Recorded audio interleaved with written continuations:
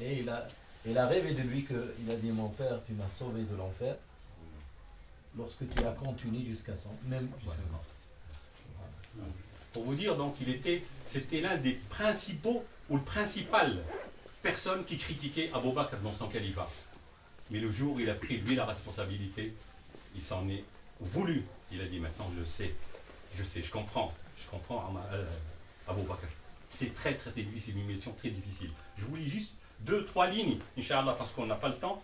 Il dit, c'est lui, Omar ibn Khattab, il dit, en parlant de Shura, toujours il se référait à Shura, c'est-à-dire la consultation des compagnons. Il s'est entouré des compagnons, Masha'Allah. Et après, je vais vous dire, au niveau politique, au niveau administratif, au niveau militaire, ce qu'il a inventé, c'est lui, le premier au monde. Et puis une phrase, subhanallah al-Adim, elle est écrite dans la charte des Nations Unies, des droits de l'homme, machin, compagnie, parler des gens qui sont nés d'une mère. Il n'y a pas de différence entre un esclave et un non-esclave, tous des êtres humains, et ainsi de suite. Je vous la citerai tout à l'heure. Alors il dit à propos de Shura, il dit la vie d'une personne est comme un fil tendu, deux avis comme deux fils tressés, et les points de vue sont nombreux. Cela donne résistance. Il ajoute, une quelconque affaire traitée sans consultation, c'est-à-dire Shura, ne ramène à rien de bon. Voilà, je m'arrête là, Inch'Allah, puis comme ça on n'a pas le temps, mais il y a énormément à dire, mais on verra, Inch'Allah, on verra.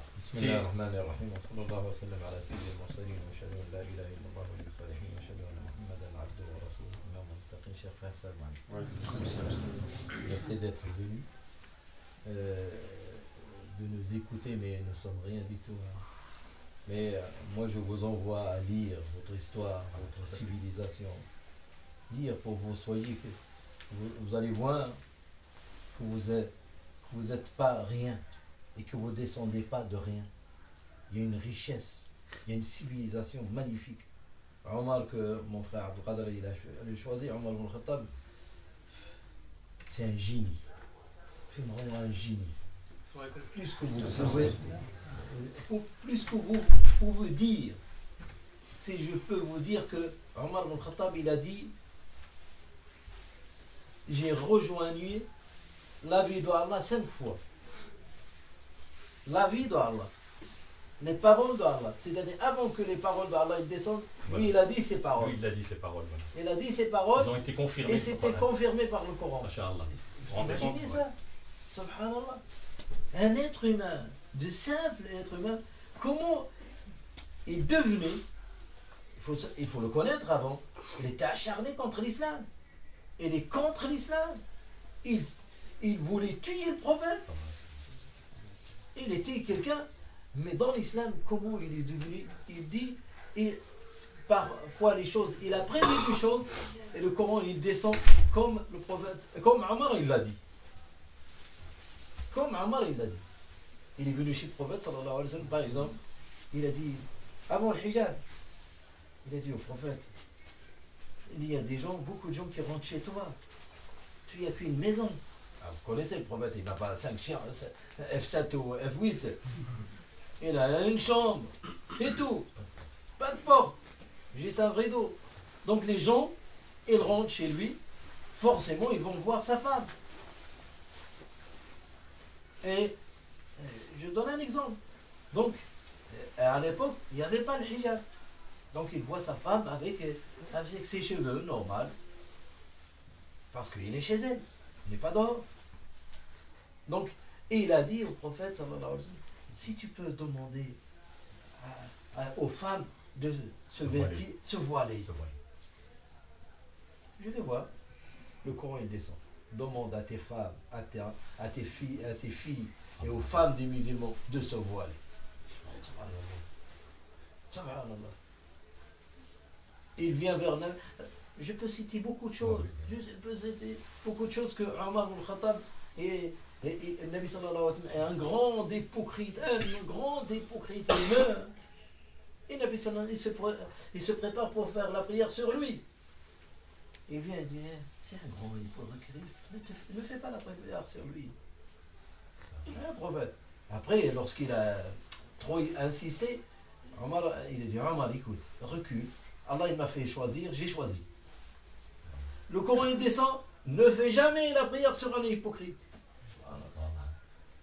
Et je peux citer encore des histoires pour vous dire, regardez cet homme, vraiment un homme, subhanallah, pour vous dire que le Nabi sallallahu alayhi wa sallam il a dit, vous serez épargné de toute épreuve tant qu'Omar il est vivant parmi vous. L'islam il sera toujours en haut et comment il s'appelle, renforcé tant qu'Omar il est vivant. Un jour, après la mort de Nabi sallallahu alayhi wa sallam, Omar il était calife et il appelle un homme qui apprenne parfaitement les épreuves du musulman, les événements, les grands événements qui vont venir. Et il a dit, qui est parmi vous, Omar? Qui est parmi vous, il connaît ce qu'il a dit le prophète sur les événements qui vont arriver?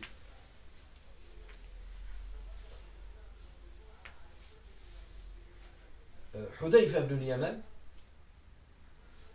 il lui a dit, sur quoi tu demandes? Sur l'épreuve de chaque musulman, sur ses biens, sa femme, maladie.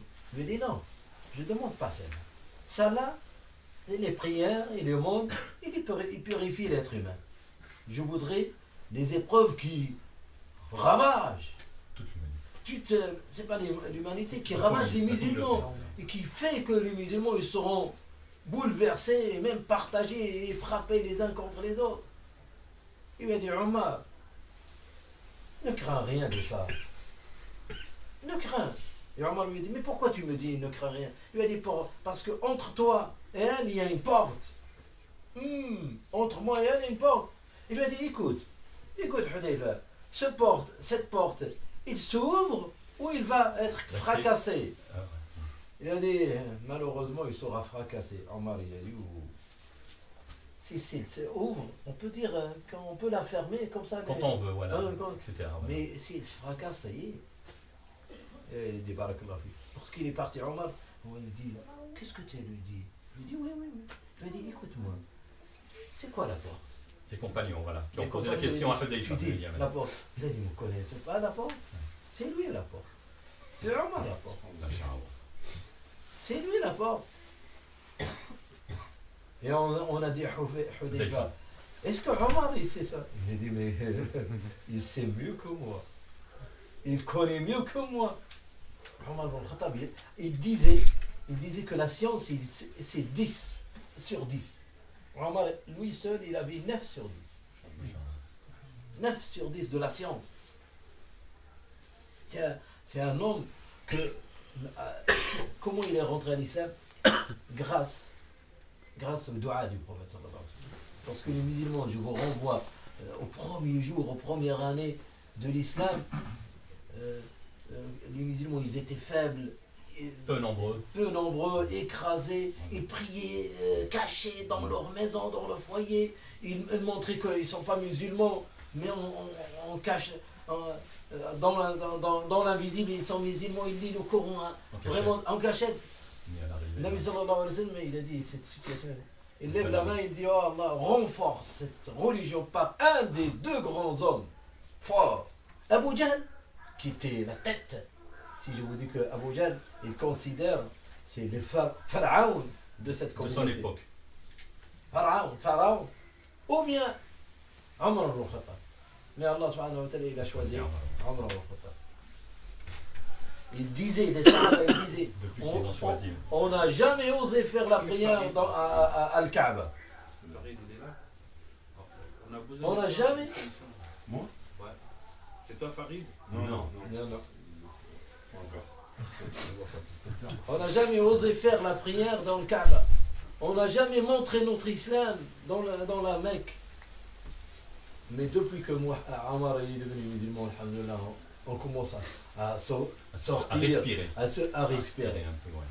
Omar ibn Khattab, subhanallah, lorsque il est venu pour tuer le prophète, sallallahu alayhi wa sallam. Pour tuer le prophète, parce qu'avant, il faut voir comment il est devenu musulman.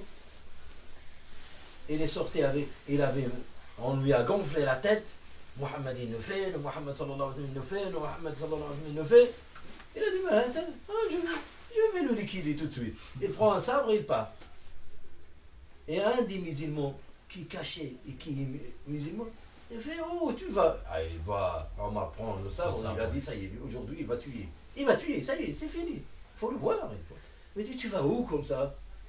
Il m'a dit, je vais tuer Mohammed, sallallahu alayhi wa sallam. Je vais le tuer. Et Sahabi, lorsqu'il a vu ça, il a dit, oh là là, c'est grave. Aujourd'hui, c'est grave.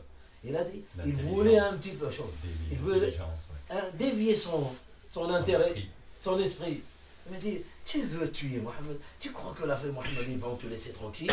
Ils vont te tuer. Mais attends. Va régler tes problèmes chez toi. Dans ta famille. L'autre, il m'a dit, mais quel est le problème chez moi? Qu'est-ce qu'il y a? Qu'est-ce qu'il y a chez moi? Et il m'a dit, mais tu sais pas, ton gendre et ta soeur, ton beau-frère et ta soeur. Et ta soeur, ils sont musulmans. Ah, il le lâche, il le jette. Et il retourne. À ce moment-là, il y avait Khubayb, un émissaire du prophète sallallahu alayhi wa sallam, qui partait en secret dans les familles, leur ramener les bouts de Coran. Ah oui, le Coran, il est là, on ne s'intéresse même pas. Sahaba, ils attendaient quelques versets qui arrivent chez le prophète, du prophète sallallahu alayhi wa sallam. Et donc il a ramené un petit bout de peau où il est écrit le Coran, il commence à leur apprendre et leur réciter ce qu'il est arrivé du prophète sallallahu alayhi wa sallam. Mais il murmurait, il récitait, et Omar il arrive. Sa soeur, il a entendu les pas, il a dit c'est Omar. Dès qu'ils ont entendu Omar, khalas, Khubayb, derrière la paix, Saïd, le père, le mari de sa soeur, sous le lit, et sa soeur, ce qu'il a, il dit, ben, je vais voir. Je vais voir qu'est-ce qui se passe. Et il sort, il fracasse la porte. Qu'est-ce que j'entends? J'ai entendu des murmures, qu'est-ce que vous récitez? Qu'est-ce qu'il y a? Sa soeur lui dit, mais non, t'as récité. Si, j'ai récité quelque chose. En plus, on m'a dit musulman. Non, mais parce qu'il a, il essaye. Il la gifle jusqu'à ce qu'il commence à saigner du nez et de la bouche. Il saignait, et là, la force de la foi vient. Ils savent ça. Et sa sœur. Et oui, ils savent que ça y est, ils vont mourir, qu'ils meurent dignes de cette religion. Ah ouais, ça y est, on va mourir, ça y est, on va mourir. Donc, il reprend, il se met, il lui dit, écoute, oui, t'as entendu qu'on est musulmans? Et on est musulmans. On est musulmans, on est fiers d'être musulmans. Maintenant tu veux me tuer? Tue-nous. Ah, mon mari il est là, l'autre il est là. Eh viens, Omar, lorsqu'il a vu que sa soeur, il le défie. Il a dit, d'accord, qu'est-ce que vous lisez?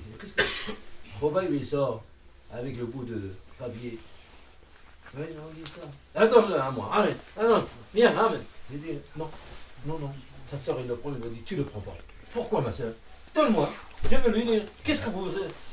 Tu as dit, non, tu es impur, tu es sale. Je te le donne pas. Et comment je fais? Je lui ai dit, va prendre un douche et tu viens le lit. Il part, il prend un douche. Ah, comme l'intelligent. Il est intelligent, il veut l'affaiblir un petit peu. Il ramène, le calmer, il prend les premiers versets.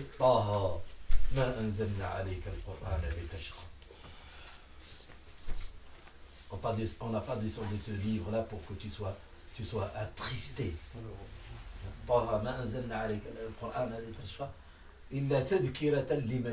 Rappel pour ceux qui, subhanallah, il lit. Et sa soeur, il a dit, wallah, j'ai vu dans son visage, il commence à changer. Subhanallah, comment la foi, il s'installe. Wallah, ces jeunes-là qui traînent, si on leur lit pas le Coran, ils ne changent pas, ça ne change pas. Je pense à Safarallah.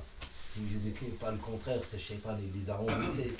Il veut les éloigner loin de l'islam. Et c'est un autre retour de essayer d'arracher ces jeunes-là de Shaitan, parce qu'il les a pris.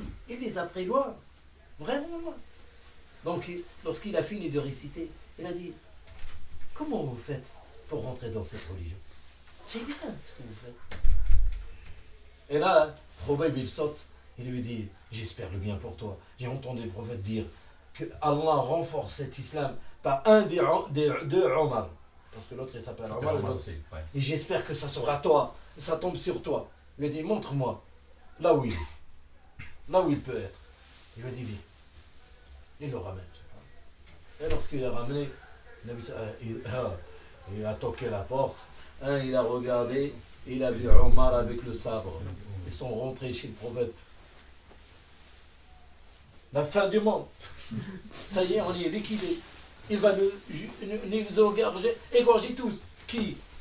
Omar al-Khattab, devant la porte. Il a trouvé le secret, il a trouvé la porte. Je ne sais pas qui lui a... Peut-être il a fait la pression sur sa sœur et il nous a ramenés jusqu'à là. Ils avaient peur. Non, aujourd'hui, on n'a pas peur. Qui c'est qui sort? Allah, subhanallah. Qui c'est qui l'a vu? Moi, je m'en occupe. Regardez, mes frères, on n'a pas peur. On vient à la mosquée, on parle comme on veut, on est même enregistré. Tout est libre. Je vous dis, wallah, j'avais un moment où j'ai passé dans un pays, mon pays, j'avais peur. J'avais peur de mon ombre. Wallah, à chaque fois, je regarde s'il n'y a pas Un espion. un espion derrière. J'avais peur. Et tellement que ça a été introduit dans mon cœur. J'ai resté ici en France 2 ans. Regardez s'il n'y a pas des policiers. S'il n'y a pas des policiers. Et j'avais peur. Et après, lorsque j'ai vu que les gens ils parlent avec la police, je me dis, c'est bizarre. Wallah, je me suis adapté difficilement. Vous êtes libre ici. Sahaba, ils avaient peur. Et le Nabi sallallahu alayhi wa sallam, lorsqu'il a vu Sahaba peur, il a dit, calmez-vous. Je vais sortir. Je m'en occupe. Et elle est sortie. Dès qu'il est rentré, le Nabi sallallahu alayhi wa sallam, il a pris. Je vous rappelle que le prophète, il était fort. Il a pris, il a un mal. Et le Nabi sallallahu alayhi wa sallam, il a dit, s'il vient avec son sabre pour le mal, je le tue avec son sabre. S'il vient pour le bien, il soit le bienvenu. Les Sahaba, ils attendaient. Ils ont entendu le prophète dire Allahu Akbar, Allahu Akbar, Allahu Akbar. Omar est musulman. Omar est musulman. Il a fait l'islam, il a fait shahada. Et regardez l'homme. Tout le monde fait l'islam, il se cache. Il fait la prière, il se cache. Lui, il est parti à Al-Kaaba. Il a dit à quelqu'un, la presse qui ramène l'info tout de suite. Il m'a dit, comment il s'appelle? Ibn Hutay. Rapporteur. Rapporteur, écoute. Le téléphone arabe. Plus que l'arabe. Il m'a dit, t'as un informant? Non, j'ai quelque chose, mais je ne veux pas que tu le dis.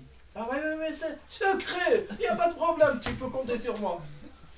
Il m'a dit, je suis musulman, je donne là, il est parti. L'info, tout. Omar est devenu musulman. Tout le monde, ils sont venus. Ils se bagarraient avec lui. Il les tapait jusqu'à... Il est par terre. Et après, il a dit, faites ce que vous voulez. Et Abu Bakr, il est venu, il les a séparés, il les a sauvés. Omar al-Khattab, il était toujours fort. Toujours fort. Personne n'ose le contrarier. Même lorsqu'il a fait l'Égypte, il a pris tout, c'est bien. Et il est parti, il a fait le tawaf. Et après, il a dit, un grand mot, en Quraysh. Il a dit, si quelqu'un, il veut se suicider, ou si quelqu'un, il veut laisser sa femme veuve, ou ses enfants orphelins, il me suit. Je vais faire l'Égypte. Allez. Parce que les autres, ils font l'Égypte en cachette la nuit, individuelle et difficile. Lui, il est parti devant tout le monde, dans la journée. Personne n'a osé lui parler. Et lorsque il est devenu calife, ils avaient Sahaba peur de lui. Et vraiment peur. Parce que avant la mort d'Abu Bakr, et Abu Bakr, il commence à demander Sahaba, qu'est-ce que vous pensez de Omar al-Khattab? Il devient calife. Ils ont dit, écoute, il est un petit peu dur. Il a dit, je sais qu'il est dur.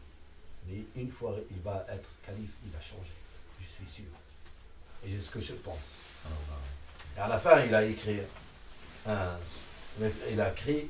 noir sur blanc que lui, c'est lui le calife. Et une fois il est calife, ils ont commencé à dire, oh là là, Omar, il était dur.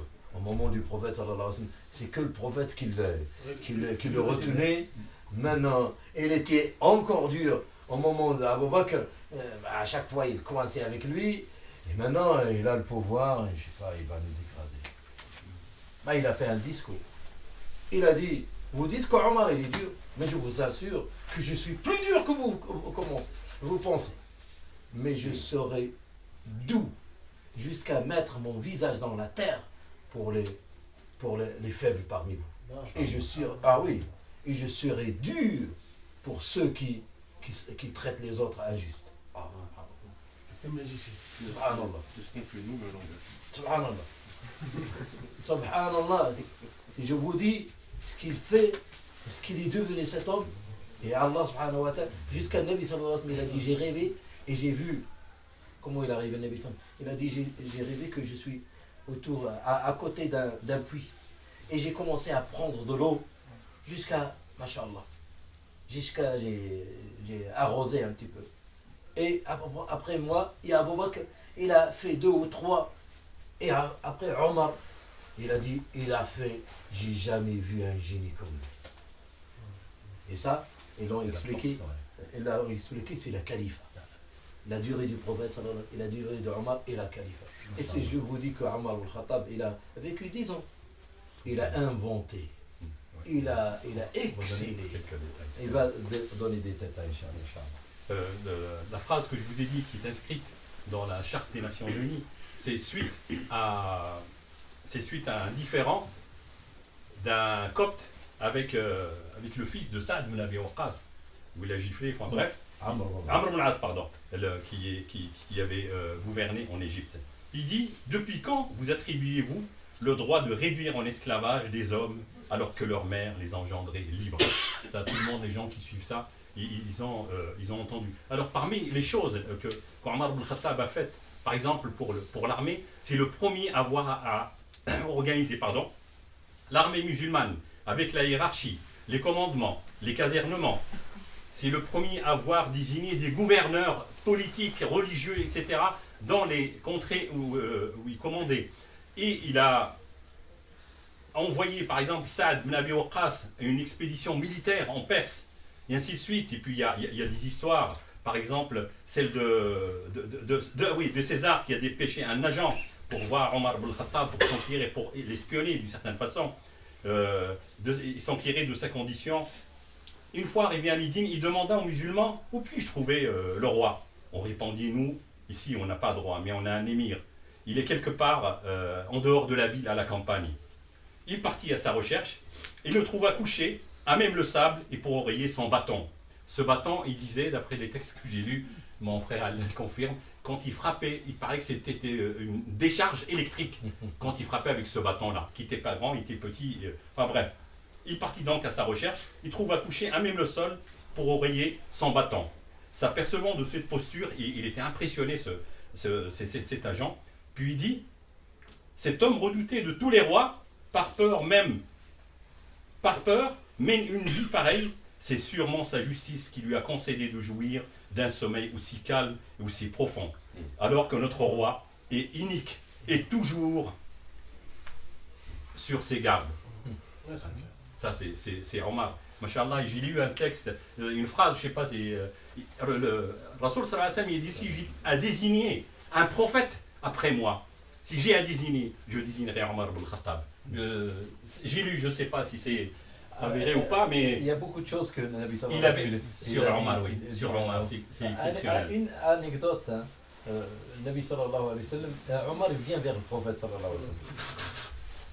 Et il entend des voix qui s'élevaient, et des voix des femmes.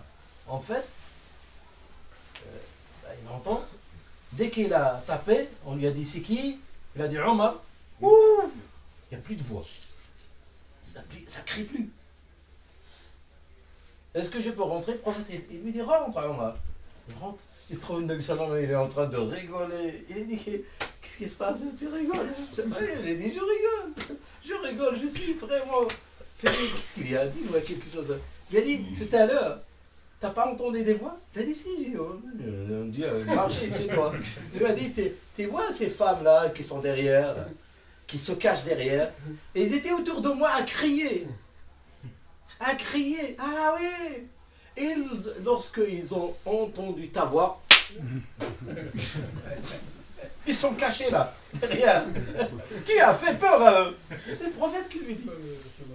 Omar ibn Khattab, il lui a dit, hé, les ennemis de leur eux-mêmes, de leur ego, vous me craignez, vous devez craigner le prophète sallallahu alayhi wa sallam. Il lui a dit, oui, on te craignait parce que tu es trop dur. Et le prophète, il est très gentil, très doux. Et là, le Nabi sallallahu alayhi wa sallam, il lui a dit, Omar, à chaque fois, shaitan, à chaque fois tu prends une vallée, shaitan il prend un autre vallée. À chaque fois tu prends une vallée, le shaitan il prend une autre. Jamais il te rencontre sur la route. Il a peur de lui. Subhanallah, Omar ibn Khattab. Et c'est pour cela qu'ils disent, les compagnons, disent les deux. Sa foi et justice, sa force. sa justice plutôt, parce que Dieu aime la justice. Les Sahaba ils disent à chaque fois, Omar ibn Khattab il dit, je pense que cette chose elle est comme ça, elle est comme il a pensé. Subhanallah. Elle est comme il pensait. Mais il était juste jusqu'au bout. Jusqu'au bout.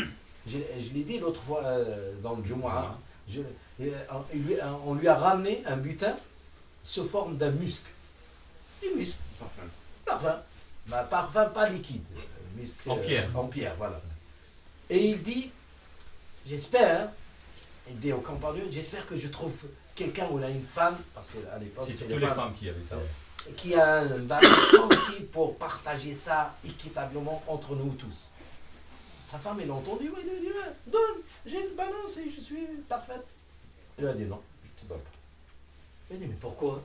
Il lui a dit, ben, parce que tu vas t'en servir et après ça reste dans tes mains et après, c'est rien. Et moi, je vais sentir ce misque en toi. Et comme ça, je suis un privilège pour moi. Je ne vais pas te donner ce privilège. Juste. Omar ibn Khattab, vous imaginez pas, un jour, il dit aux compagnons, écoutez-moi et suivez-moi.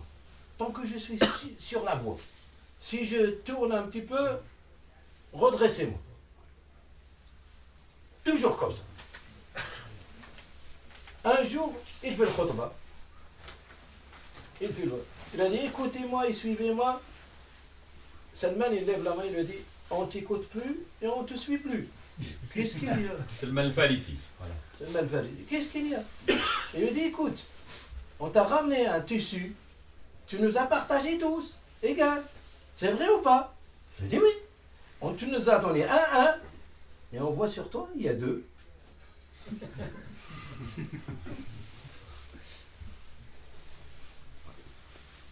Il lui a dit très bien, t'as raison. Abdullah ibn Omar, mon fils, oui, je suis là. Lève-toi. Qu'est-ce qu'il y a? Il lui a dit, c'est ma part, je l'ai donné à mon père. C'est ma part, je l'ai donné à. Il lui a dit, maintenant, on t'écoute et on te suit. Subhanallah. Subhanallah. Voilà. J'ai hésité, subhanallah. Omar ibn Khattab, lorsque la nuit, je sais imaginer, la nuit, il fait la ronde. La ronde, Voilà. Le surveillant. Il voit s'il y a quelqu'un, Un jour, il passe. Qu'est-ce qu'il voit? Il voit une famille qui va venir, toute une famille qui va venir. Il s'approche de la Médine, il s'installe dans un air difficile. Parce qu'ils ont ramené pour le marché, mais c'était la nuit. Il dit à un compagnon, il lui dit, t'as vu, ils sont installés là-bas avec leurs marchandises. C'est risqué, c'est voilà. C'est risqué. Viens, on va monter la garde, moi et toi. Il part. Il monte la garde. Lorsqu'il monte la garde, il entend une femme qui gémissait. Qu'est-ce qu'il y a? Il toque. Madame, oui, votre mari, il est là? Non. Il y a quelqu'un... j'ai personne. Madame, vous êtes malade? Non, je ne suis pas malade. Pourquoi vous criez? Laisse-moi tranquille, s'il vous plaît. Il tourne, il demande, vous connaissez ça? Puis cette femme, elle est enceinte. Subhanallah, peut-être il crie, peut-être à l'accouchement. Et il rentre direct sur sa femme. Oui, tu veux un hasanat? Oui. Il y a une femme, il est en train d'accoucher. Allez, il ramène le khobz, il ramène le pain, il le ramène, et il part, il ramène sa femme, il a dit, occupe-toi de la femme. Occupe-toi de la femme. Et lui, il commence à faire le manger. Jusqu'à, alhamdoulilah, il a entendu crier. La voix du bébé. Ah, non, la voix de subhanallah. Et la femme, il dit à cette femme, il lui dit, subhanallah, il n'y a personne qui n'a pas pensé à moi. Wallah, si c'était pas cet homme, wallah, je vais mourir. Alhamdoulilah, que Allah subhanahu wa ta'ala m'a envoyé cet homme. Subhanallah. Wallah, cet homme, il devait être le calife. Et la femme de calife, il dit rien. Il dit rien. Il dit rien. Et l'autre, il lui a dit, il raconte tout. Et l'autre, jusqu'à, il lui a dit, c'est fini. Il lui a apporté le bébé, il lui a dit, tiens, calife des musulmans, tiens, c'est le bébé. Mais il lui a dit, t'inquiète, il va te rien faire. Non, je lui ai dit, depuis tout à l'heure, je parle de calife, mais t'inquiète, alhamdoulilah, c'est lui le calife. C'est lui le calife en personne qui vient vers toi. Subhanallah. Comment cet homme, subhanallah, vers sa fin, je vais raconter ça, vers sa fin, il faut savoir comment il est mort. C'est que lorsque l'État il est fort et l'ennemi il est là, surtout les Juifs, il est perse, là ils cherchent à rabaisser l'État. Donc c'est pour cela qu'ils ont ramené un Perse qui est pas musulman du tout, qui travaillait chez Mourira. Et pour monter en escalade le problème, un jour il est venu chez Omar. Il lui a dit, Mourira bin Shu'ba, c'est un compagnon, et c'est l'esclave c'est son serviteur. Il lui a dit, il me force, il me fait, il faut que tu vois le problème avec lui. Et Omar al-Khattab, il a parlé avec Mourira. Et il a dit à ce monsieur-là, Abu Lu'lu'a, il lui a dit, vas-y, je vais parler avec lui. Et il a parlé avec lui. Mais l'autre, il cherche toujours des histoires. Et il est parti chez lui un jour. Il lui a dit, ça va avec Mourira? Il a dit, on verra. Il lui a dit, on m'a dit que tu sais faire les voiles comment il s'appelle, pour sortir l'eau et avec des moulins. Les moulins. Moulins à air. Moulins à eau. Moulin à eau et moulin à air. Il lui a dit, je sais que tu le fais. Parce que lui, il était de Perse, et les Perses, ils font ça. En Arabie Saoudite, ils ne connaissent pas ça. Donc il lui a dit, on m'a dit, vraiment il cherche à profiter de la science. Il lui a dit, on m'a dit que tu sais faire ça, tu sais monter ça. Et le Perse, il lui a dit, je vais te faire un moulin grandiose que personne n'a reçu auparavant. Et Omar, là, il enregistre. Il enregistre. C'est pour cela, qu'est-ce qu'il a fait? Il est parti, il a pris un poignard, il l'a ramené, il a mis beaucoup de poison dedans, et il l'a caché, il est venu au Fajr. Au Fajr. Il était derrière Omar. Et Omar, il l'a déjà dit à ses familles, il lui a dit, j'ai rêvé qu'un coq, il m'a piqué 3 ou 4 fois. Et je pense que c'est ma femme. Subhanallah. Et c'est pour cela, il a levé la main dans l'assise, il lui a dit, oh Allah, fais que tu me donnes une shahada, c'est-à-dire comment ça que je meurs martyr, et dans la vie du prophète. La vie du prophète. Dans la vie de ton prophète. Sahaba, ils ont dit, oh, ça se fait pas. Pour que tu tombes martyr, il faut que tu sois en Pakistan, là, je sais pas, vers le Maroc. Il n'y a pas de guerre ici, il y a la paix, totalement la paix. Il a dit, rassurez-vous, Allah il est capable de. Voilà. Et c'est vrai, il est mort dans la Midi et martyr. Subhanallah. Donc il a dit, j'ai rêvé qu'un coq, il m'a donné 3 ou 4 coups. Lorsqu'il était dans la prière, l'autre il a faufilé et il l'a poignardé 5 ou 6. 7 ou 8 fois. 7 ou 8 fois. Et après, il a faufilé. Les Sahaba, ils voulaient le chercher. Il a poignardé les autres. Il a tué 13. Jusqu'à on l'a mis le couverteur sur lui et on l'a piégé. Et après, Omar, il est tombé. Et Abdurrahman bin Aouf, il a fini la prière. Les premiers rangs, ils ont vu, mais les derrière, ils n'ont rien vu. Ouais. Mais après, on a entendu que Omar, il était poignardé. Et ils ont vu qu'il a vraiment ouvert surtout dans les intestins. Donc ils ont ramené du lait, ils ont donné à Omar du lait, ils ont dit on va voir. Et ils ont vu que le lait sortait de son de l'autre côté. Ouais. Ils ont dit il va pas vivre. Il va pas vivre. Et dès qu'il s'est réveillé, il a dit à Abdullah ibn Abbas, le grand savant, l'enseignant des musulmans, il lui a dit va voir qui a fait ça. Est-ce que c'est un complot ou c'est qui a fait ça? Subhanallah. J'étais toujours juste. J'ai jamais triché. Je dormais comme vous avez entendu tout à l'heure. Dormais dehors. Il n'y a pas de gardien. Qui a fait ça? C'est un complot? Et il est parti pour chercher parce que Miskin il était dans un état et il faut qu'il sache qui a fait ça, qui a poussé ça. Il est revenu, il lui a dit t'inquiète, il n'y a pas de complot. Il lui a dit c'est un musulman qui a fait ça? Il lui a dit même pas un musulman. Il a dit c'est qui? Il a dit Abu Lu'lu'a, le serviteur de Al-Mughira ibn Shu'ba. Et après, il a dit Alhamdulillah, quelqu'un qui a jamais fait un sujoud lillah, jamais prosterné. Alhamdulillah. Parce qu'il avait peur qu'il soit un musulman. Il y a le fitna. Pas le fitna, mais il sera devant Allah subhanahu wa ta'ala, il est des musulmans contre musulmans. Il n'a pas aimé.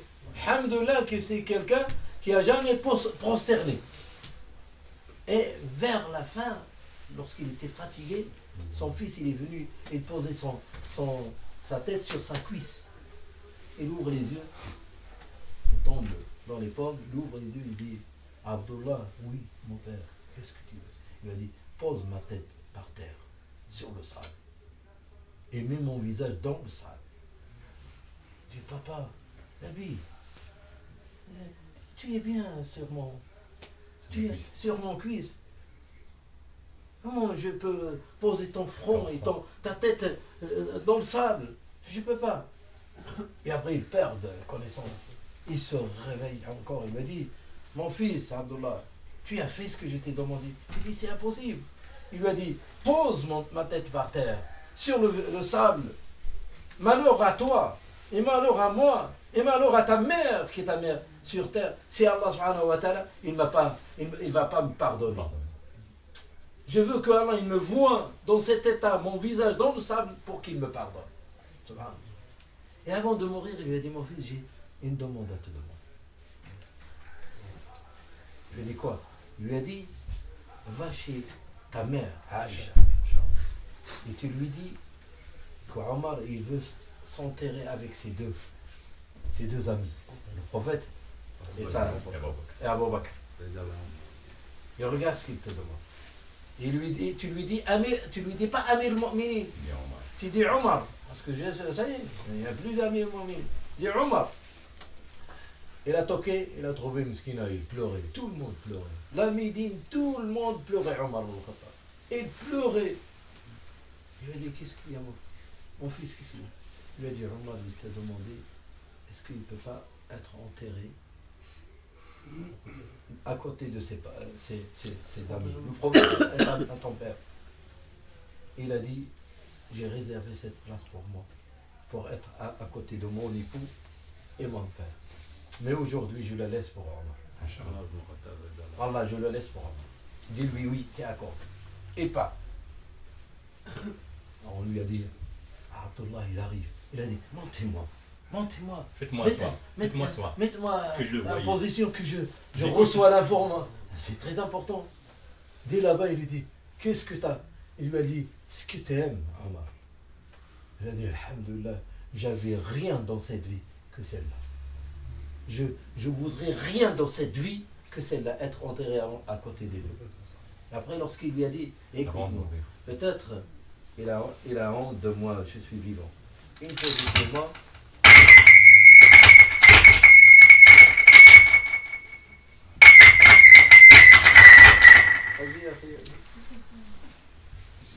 Arrête les amplis, Hussein. Dis-leur d'arrêter les amplis. C'est bon, ça y est, ça y est.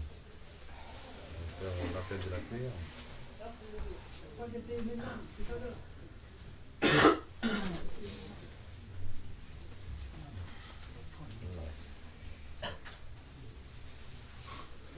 Il essaie le machin, donc il y a l'autre micro, mais c'est bon là. il lui a dit peut-être il a honte de moi, vivant. Lorsque je suis mort, ramène-moi mon corps devant la porte. Et tu demandes, est-ce que je peux faire rentrer Omar? S'il dit oui, ça va. S'il dit rien, ramène-moi au cimetière. Voilà, cimetière. Donc, il l'a ramené, il l'a fait rentrer, ils l'ont enterré. Mais regardez la piété de ces hommes-là. Il y avait là où il est enterré le prophète, sallallahu alayhi wa sallam, parce qu'il faut savoir où il était enterré. Il est où enterré? Dans sa maison. Sa maison. On a fait une petite chambre à côté. Aïcha, il dormait à côté. Il y avait son père et sa mère, et son mari. Elle, il disait, je rentrais, je saluais mon père et je saluais mon mari. Et j'étais toujours allégé, les cheveux. Une fois que Omar il s'est enterré, je rentrais avec les hijabs. Et je m'habillais. Voilà. Et je m'habillais et je me fais mon hijab pour rentrer et saluer. Il avait le respect d'Omar, même il est mort. Il rentrait avec son hijab pour saluer Omar, saluer Abu Bakr, saluer son mari. Sallallahu alayhi wa sallam. Pour vous dire comment ces hommes, ils vivaient, comment ils étaient ces hommes. Oui, mes frères, on vous ramène ce genre d'histoire pour que vous méditiez ces personnages. C'est des gens, les uns et les autres, hein, vous allez voir, Inch'Allah, on va y arriver aux autres. C'est des hommes, c'est vrai qu'Allah subhanahu wa ta'ala les a choisis. Exceptionnel, il dit Allah subhanahu wa ta'ala, radiyallahu anhum, Allah subhanahu wa ta'ala, il les a bénis. Mais eux aussi, ils ont travaillé. Donc, on parlait du physique tout à l'heure de Omar. Il disait, il faisait plus de 2 mètres de hauteur. Et sa voix portait énormément, sans forcer. Subhanallah, c'est une force de la nature. Parmi les choses que Omar a fait qui touchent, qui résonnent à l'oreille, c'est Omar qui a séparé le premier, qui a séparé le pouvoir exécutif du pouvoir judiciaire. Il y a beaucoup de choses à dire sur lui, Inch'Allah. On verra peut-être la semaine prochaine. Mais Je rajoute une. Vas-y. Je rajoute une. Avant de mourir, regardez cet homme. Avant de mourir, il réunit quelques sahaba. Il a dit, je veux décider quelque chose sur la relève, sur le gouverneur qui va venir. Il a dit, si je laisse les choses comme elles sont, je dis rien, occupez de vous, il y a quelqu'un qui l'a fait mieux que moi. C'est le problème. Il est parti, il n'a laissé rien. Si